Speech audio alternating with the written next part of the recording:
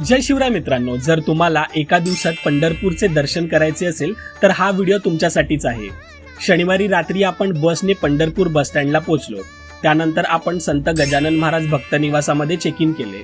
जर तुम्ही solo traveller असाल तर भक्त निवासाच्या जवळच तुम्हाला रूम्स अवेलेबल मिळतील। त्यानंतर सकाळीच फ्रेश होऊन आपण नाश्ता केला। नाश्ता करून आपण चंद्रभागा नदीवर गेलो व तिथेच असलेल्या पुंडलिकाच्या मंदिराचे दर्शन घेतले व तिथल्याच उर्वरित मंदिराचे सुद्धा आपण दर्शन घेतले। नंतर आपण मुख्य मंदिराचेच म्हणजेच विठ्ठल रुक्मिणी यांचे दर्शन घेतले। 3-4 तासामध्ये आपले इथे दर्शन झाले। मंदिराकडेच असलेल्या संत चोखामेळा आणि नामदेव पायरीचे आपण दर्शन घेतले।